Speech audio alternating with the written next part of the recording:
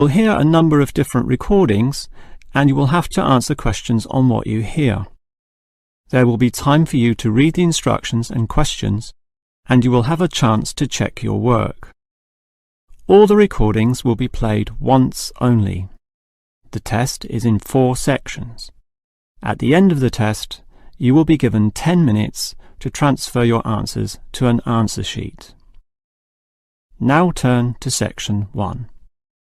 Section 1.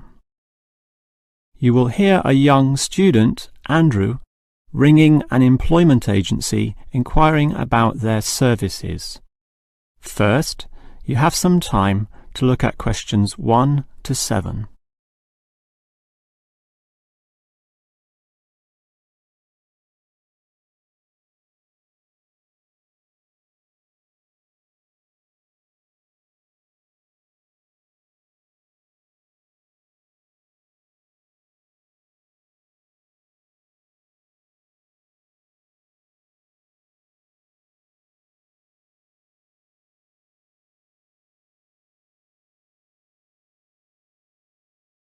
Now we shall begin.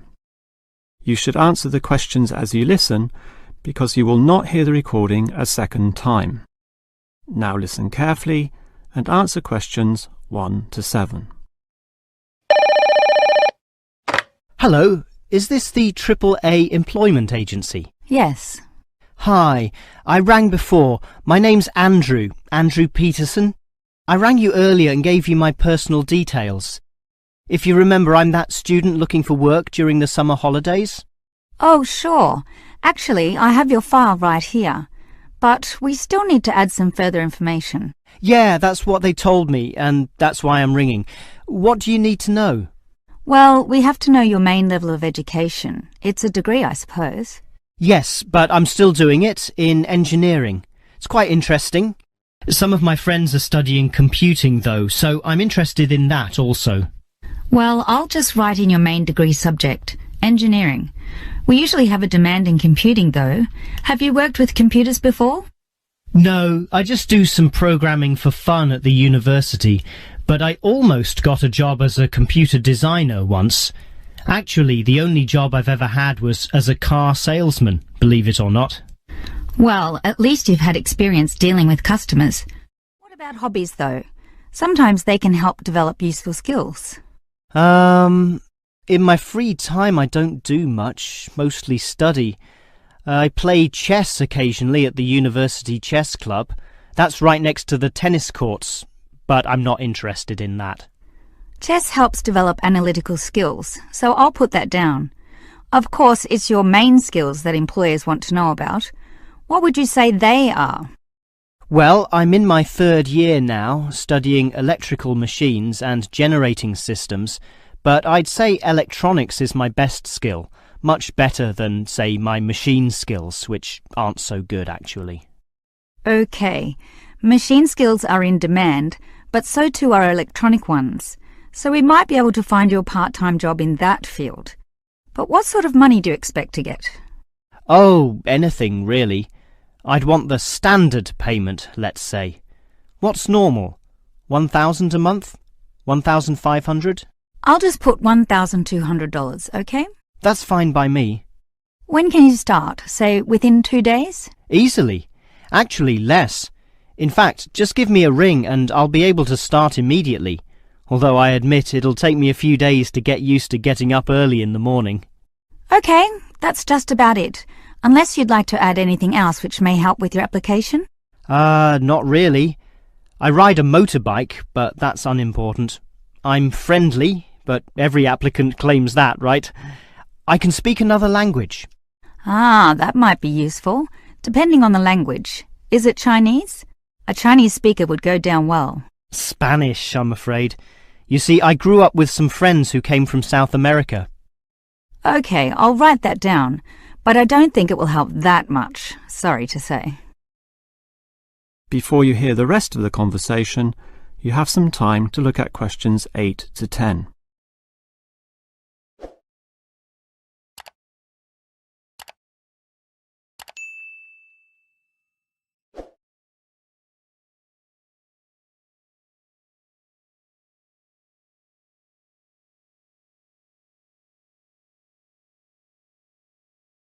Now listen and answer questions 8 to 10. Well, thanks for your help and hopefully I'll get a job soon. But can I just ask one more question? Sure. What basically are employers looking for when they interview someone? Oh, many things. Being hardworking, diligent and focused on your job is good. But surprisingly, it often means you can't see the bigger picture or provide suggestions which help the company move forward. That requires thinking for yourself, outside the box as they say, and being free of the standard ways of approaching tasks. Employers certainly value that. I guess experience must help, though.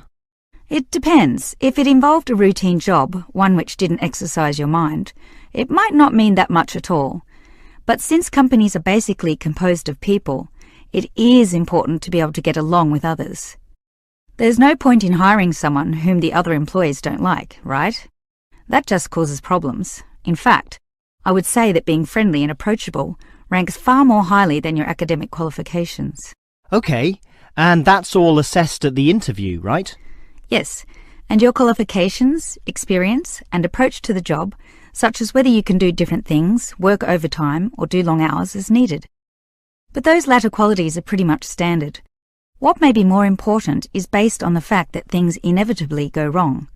Mistakes are made and someone's got to fix them in a way that creates the least disturbance. People with demonstrated abilities to do this are certainly regarded highly. I see. That's very interesting. That is the end of section 1. You now have half a minute to check your answers.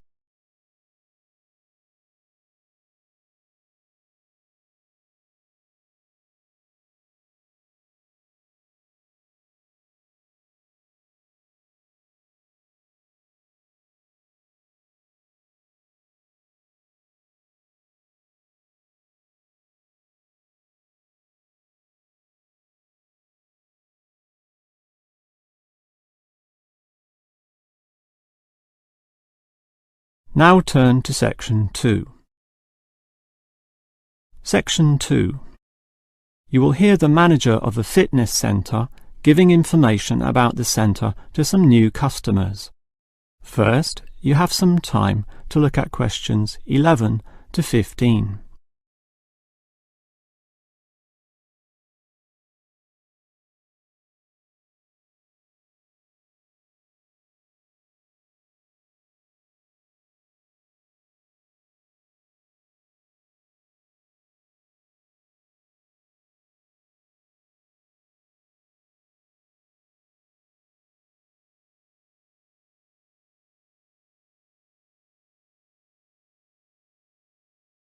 Now listen carefully and answer questions 11 to 15.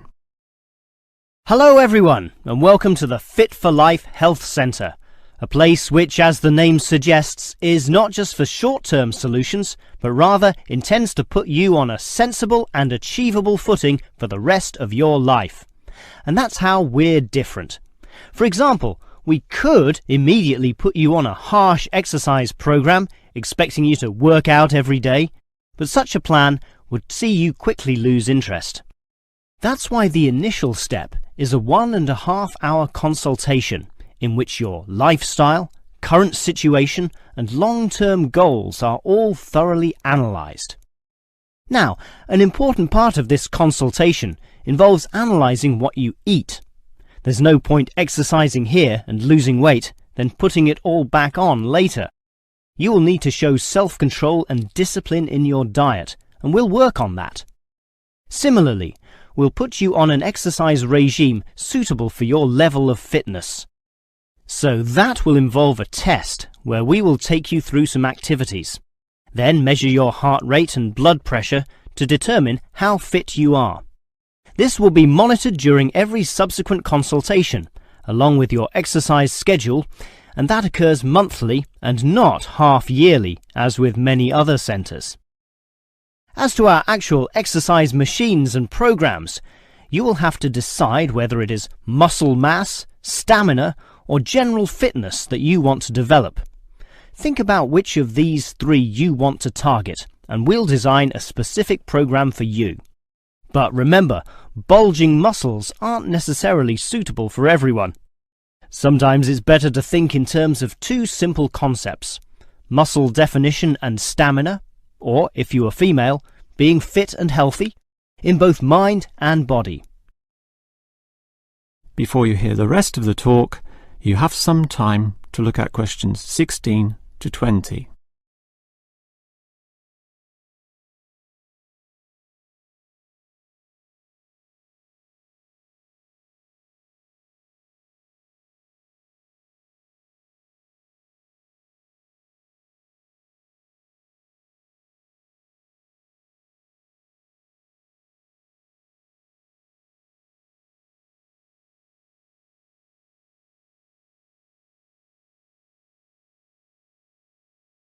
Now listen and answer questions 16 to 20.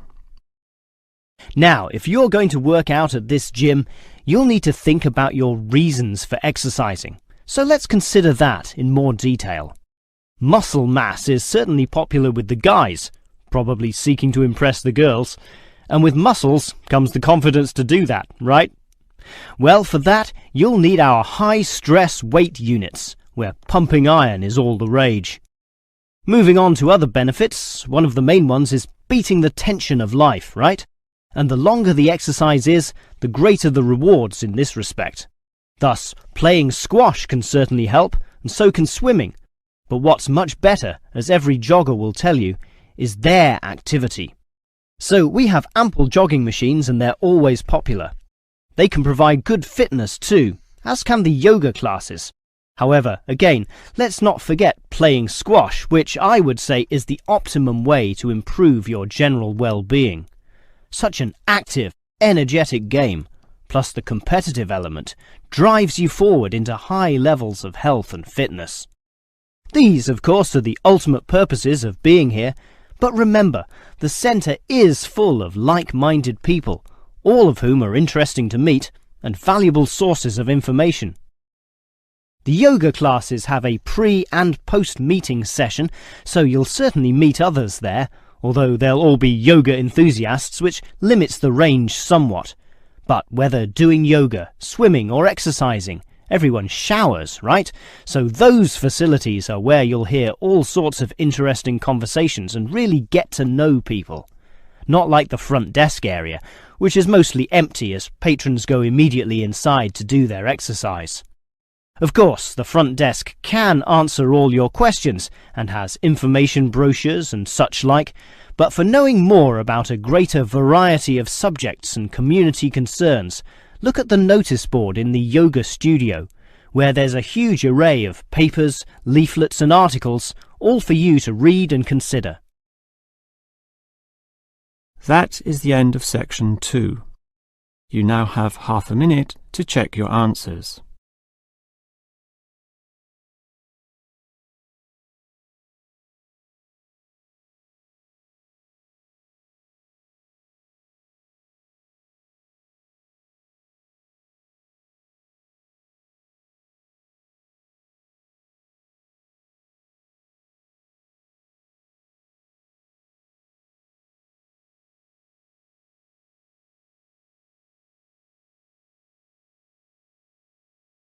Now turn to section 3.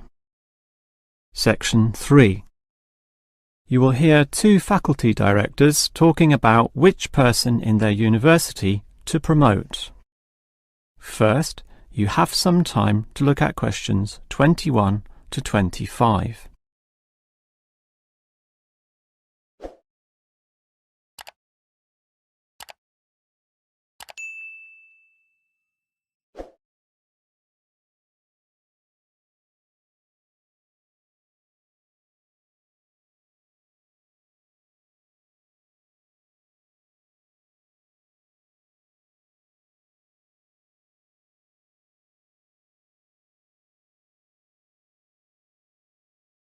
Now listen carefully and answer questions 21 to 25. Okay, we've got to decide who to promote to leading education officer. Someone from the arts faculty, I suppose. Well, it can be from any faculty, since the position requires more general skills. Handling personnel, settling disputes and motivating them to focus on the task. It was the last position which involved computer knowledge, not this one. Surely computer knowledge would help. So too would knowledge in the arts. Sure, it would help, but the key criterion is being able to direct the staff appropriately. So it doesn't matter then from which faculty we select our candidates? Not really, but I've already looked at those from computing and rejected them all. Why? They're all too new, lacking in sufficient experience, whereas these ones from the business faculty are long-timers, so we'll take someone from there. I suppose you're right. The arts faculty doesn't present much in the way of suitable candidates either. But we'll still have to train the person, teach the ropes, as they say, and he or she will have to expect to do overtime as needed. Of course, it can get so busy that if we were open on the weekend, they'd have to work then as well. Just as well we're a Monday to Friday university, right? Right. But are you sure these people will actually want the job? The salary isn't such an improvement on their current ones. I know, but there are benefits. You get overtime rates, a nice place to put your car, as well as additional petrol money if you drive for company purposes, which they'll probably be required to do. But those benefits are quite limited, especially given all the work and responsibility involved. People often don't like that. They prefer the creative freedom of less senior teaching positions. Yeah, I know. But these candidates should realise that if they do this job well, there'll be more promotions down the line. You know how everyone likes having their own office, right? Sure. Well, that would come after a few years, if they're prepared to work hard and grow with the university. Yes, that should attract these people. Before you hear the rest of the conversation, you have some time to look at questions 26 to 30.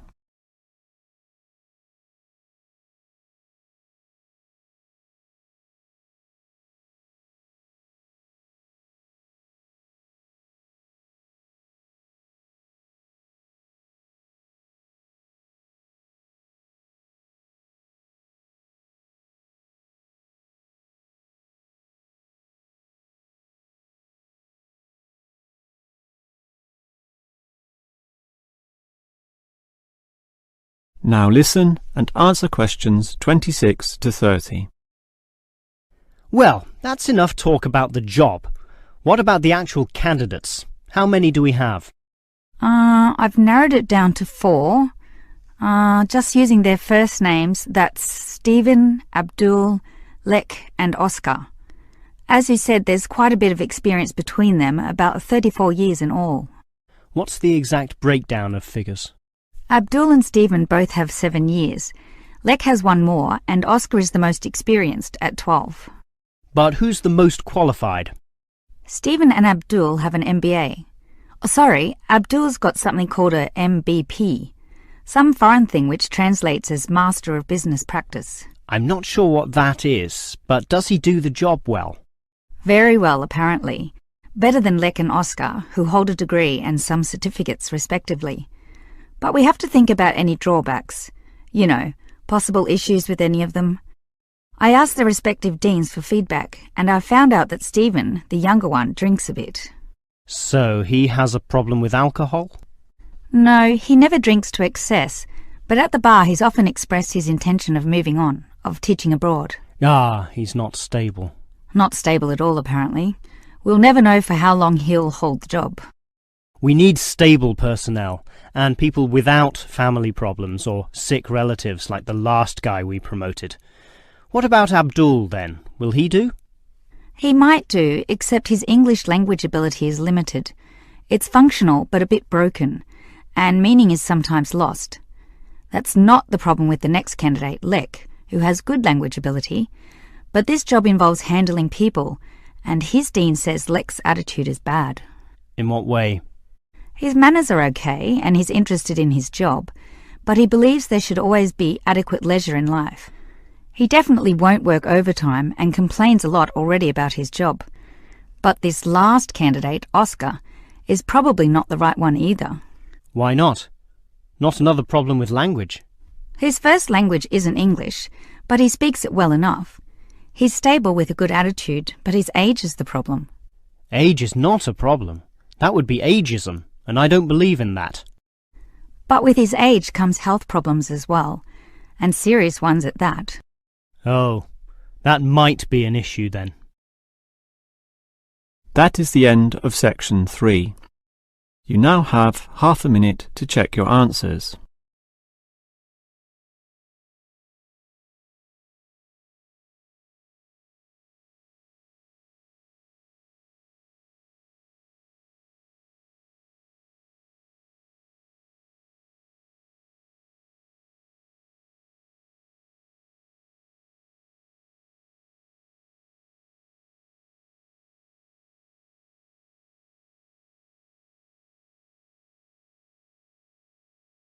Now turn to section 4. Section 4. You will hear a lecturer talking about caves. First, you have some time to look at questions 31 to 33.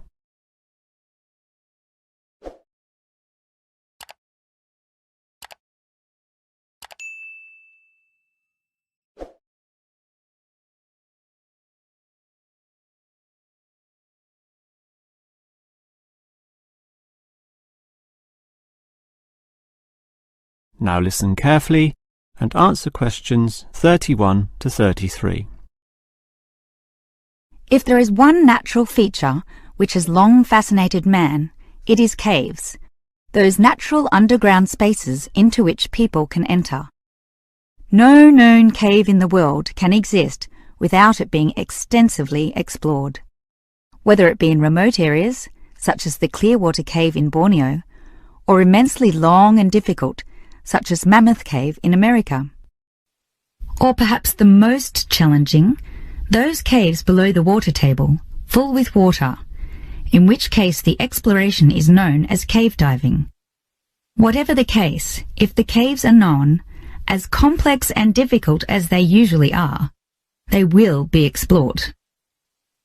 The formal name for the study of caves is speleology, and involves many disciplines such as chemistry, geology, biology, and cartography, or the science of making accurate maps, since the largest caves can be hundreds of kilometres long and highly complicated.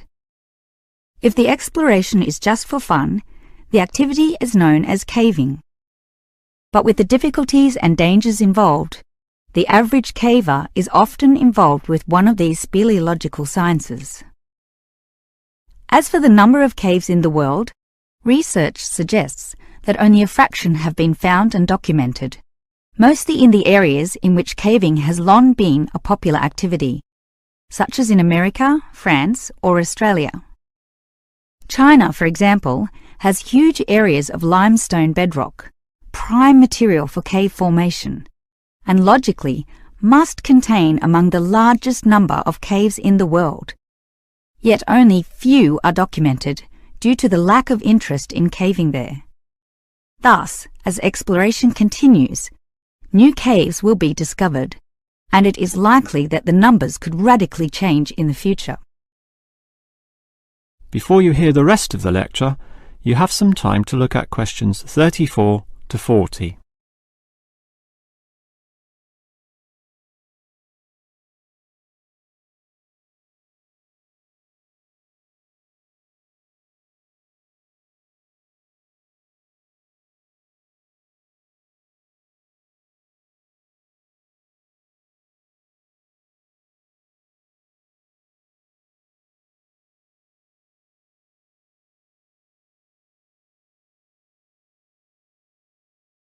Now listen and answer questions 34 to 40. With caves being such mysterious and intriguing places, the obvious question concerns how they form. The most common cause is the effect of slightly acidic water in a process called dissolution. Here, water seeps into the ground and down through rock masses. If this rock is soluble, the water dissolves some of it, and over time, the passage expands to become a cave or cave system. The largest and most common of these involves limestone, although other materials are possible, including gypsum, marble, and even salt. Now, If the cave is formed at the same time as the rock, it is called a primary cave, and the most common of these are lava tubes. When lava from volcanoes flows downhill, the topmost surface cools and solidifies first, leaving the hotter lava to continue to flow beneath. If most of this eventually flows out, a hollow tube is left. The country, Iceland, has some excellent caves of this type, and even far-flung Australia has a few. Finally, there are sea caves, formed from waves pounding into coastal cliffs and eroding into fault lines or softer rock. These caves are usually the shortest, about 50 metres at most, since the erosive action of the waves can only reach a certain distance. However, it is limestone caves which will always be the most interesting.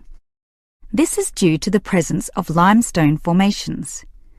As the groundwater seeps downward through the ceiling of the caves, it encounters a different pressure and temperature, causing it to deposit a small amount of its dissolved calcium carbonate. Over time, through the action of millions of drops, this deposition process results in ever-growing masses, known as stalactites, if hanging from the ceiling, or stalagmites, if growing from the floor. Alternatively, the water may flow over a large surface of rock, forming flowstone, and with other sorts of processes, can result in beautiful milky white formations of astonishing complexity. One of the best examples of this, as well as of what surprising discoveries may yet await, is the Lechuguilla Cave in New Mexico. In the 1950s, some cavers heard the sound of wind underneath some large boulders on the cave floor, a clear sign of a deeper passageway. It took until 1984 for a group of cavers to gain permission to start digging, and 2 years later, in 1986, they broke through into a walkable passageway, unlocking one of the longest cave systems in the world, the deepest in America, and some of the most beautiful formations ever found. Unusually, many of these were yellow with sulfur, suggesting that the caves were a result of hydrogen sulfide from nearby oil deposits. This was forced through fracture lines, combining with existing groundwater to form sulfuric acid, dissolving the limestone from the bottom up instead of the normal top-down seepage which characterizes most limestone cave formations. That is the end of section 4. You now have half a minute to check your answers.